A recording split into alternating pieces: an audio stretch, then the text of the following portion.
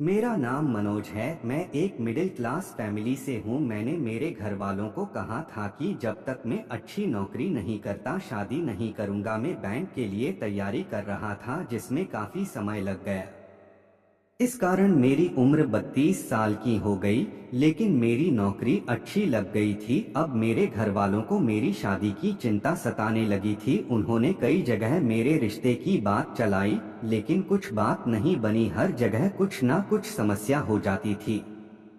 इन्हीं सब बातों में एक साल और बीत गया।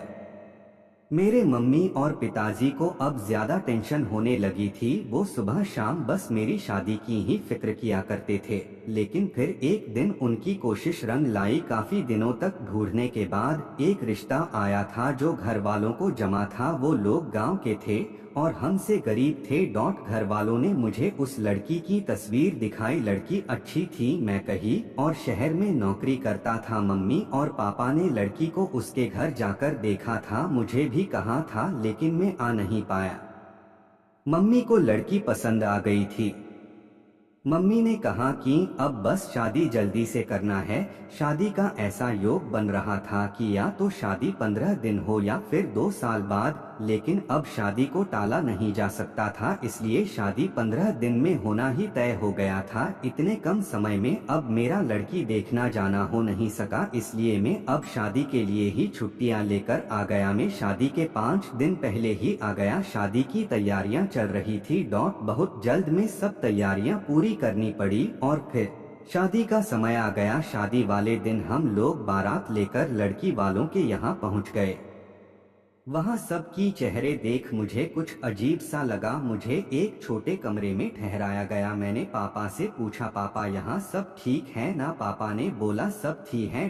शादी गांव की थी। फेरों के समय भी लड़की ने अपना मुंह घूंघट से ढका हुआ था। शादी के बाद विदाई होकर हम सब लोग अपने घर आ गए। घर आने पर मेरी सुहागरात के पहले ही मेरी मम्मी और पापा मुझे अकेले में ले जाकर कुछ ऐसा बताते हैं जो मैंने पहले नहीं सुना। वो बोले कि हमारे घर में एक रिवाज और प्रथा है कि शादी होने के 15 दिनों तक दूल्हा अपनी दुल्हन का मुंह नहीं देखता। मैंने बोला यह क्या? आज से पहले तो अपने इसके बारे में मुझे पहले नहीं बताया।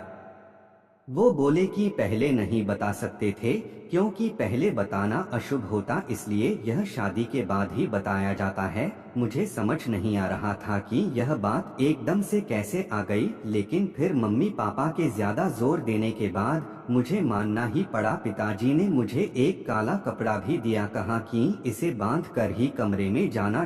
गलती से इसे खोलना नहीं। मेरे मन में कई तरह के सवाल और विचार आ रहे थे, लेकिन मुझे उनकी बात माननी ही पड़ी क्योंकि वो जिस तरह से मुझे समझा रहे थे, मुझे उनकी आंखों में थोड़ा डर भी लगा, इसलिए मैंने उनकी बात मान ली। में काला कपड़ा लेकर अपने कमरे में गया, दरवाजा बंद किया और मेरी पत्नी सेज पर मुंह ढाके पहले ही बैठी। मैंने अभी काला कपड़ा अपनी आंख पर नहीं बांधा था। मैं उसके पास गया तो सबसे पहले जो उसने कहा वो था, आपको मम्मी पापा ने सब समझा दिया है ना? मैंने पूछा, उन्होंने तुम्हें भी कहा है?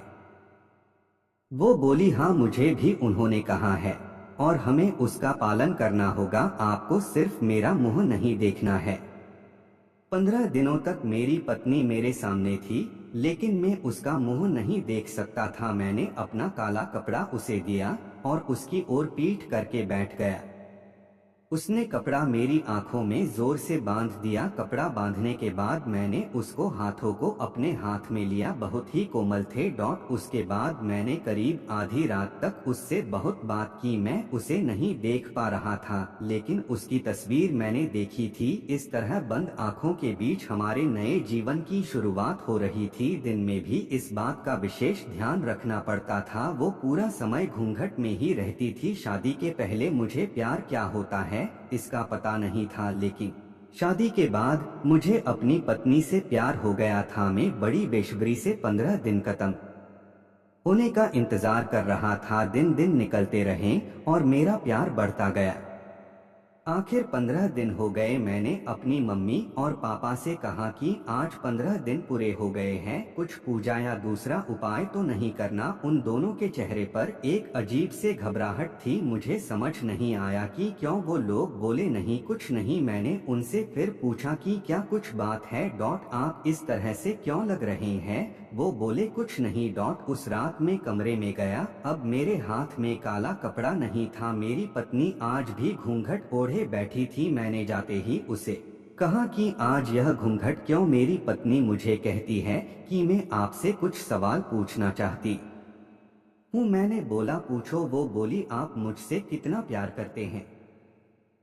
मैंने बोला कि 15 दिनों में तुम्हें पता नहीं चला? उसने कहा कि इतने दिनों तक आपने मुझे देखा नहीं था, अब सोचो कि आपको ऐसा कुछ देखने को मिल जाए जो आपने सोचा भी नहीं था, तो भी आप मुझसे उतना ही प्यार करेंगे या नहीं? मुझे उसकी यह बात समझ नहीं आई। मैंने कहा कि तुम यह क्या बात कर रही हो? मैं तुमसे प्यार करूंगा, तुम मेरी पत्नी हो। वो चुप हो गई। फिर आखिरकार मैंने वो किया जो मैं करना चाह रहा था। मैंने उसका घूंघट उठाया और घूंघट उठाते ही जब मैंने उसकी शक्ल देखी तो मुझे यकीन नहीं हुआ। यह वो लड़की नहीं थी जिसकी मुझे तस्वीर दिखाई गई थी, यह तो कोई और ही लड़की थी। मैंने उससे पूछा कौन हो तुम? वो बोली मेरी आवाज तो आप जानते हैं, मैं वही हूँ, आपकी पत्नी। मैंने आवाज लगाकर अपने मम्मी और पापा को बुलाया। मेरी आवाज सुनकर वो कमरे में आए। मैंने बोला अच्छा, तो यह सब नाटक आपने इसलिए किया? यह लड़की कौन है?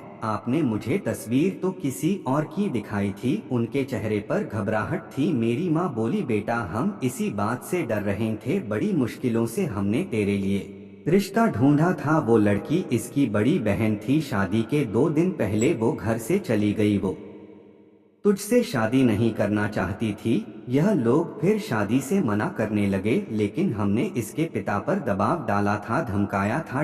पहचान बताई तो उन्होंने दबाव में उसकी 2 साल छोटी बहन से तेरी शादी करवा दी। हम तुझे बताते तो तू हमें ऐसा नहीं करने देता। सच जानकर तू कभी शादी नहीं करता, इसलिए तुझसे छिपाया। तुम दोनों सही मायने में पति पत्नी बन जाओ, इसलिए 15 दिन वाला नाटक किया ताकि बाद में तू इसे छोड़ नहीं सके। उनकी बात सुनकर मुझे यकीन नहीं हुआ। मैंने कहा कि आपने अपने बेटे की शादी के लिए किसी को धमकाया? आपने मुझे भी झूठ बोला। आपको शर्म नहीं आई? आपने इस लड़की की मर्जी के बिना जबरदस्ती मुझसे शादी करवा दी, उसके बाद भी यह आप लोगों की बात मान रही है। मम्मी और पापा बोले कि हमने यह सब तेरे लिए किया। मैंने कहा यह आपने मेरे लिए नहीं अपने लिया किया, ताकि मेरी शादी के बोझ से आप बरी हो जाए। अगले दिन में बिना कुछ बोले सुबह अपने काम पर चला गया, लेकिन वहां जाने पर मुझे लगा कि इसमें उस लड़की की क्या गलती है? वो पहले ही जबरदस्ती का शिकार हुई है। मैं यही सोचता रहा और मुझे उसकी आवाज से भी प्यार हो गया था। मैं 2 दिन बाद ही अपने घर वापस आया। मैं उसे लेकर उसके घर गया, उसके घर वालों से माफी मांगी। उनकी आंखों में आंसू थे। फिर मैंने उससे पूछा क्या तुम मुझसे प्यार करती हो? वो बोली कि मैं अपने आप को खुशकिस्मत मानती हूँ कि आप जैसा पति मुझे मिला। जो भी हुआ वो हम दोनों को मिलाने के लिए ही हुआ था। मैं आपके लिए और आप मेरे लिए ही बने थे। तभी अपने आप रास्ते बनते गए। उसकी इन्हीं बातों पर मैं उसे और ज्यादा प्यार करने लगता हूँ। अब मेरा फर्ज है कि मैं उसे दुनिया भर की खुशियाँ दूँ। दोस्तों, आपको ये कहानी कैसी लगी हमें कमेंट में अपनी राय जरूर बताएं। कहानी अगर पसंद आए तो इसे लाइक, शेयर और चैनल को सब्सक्राइब जरूर करें। धन्यवाद।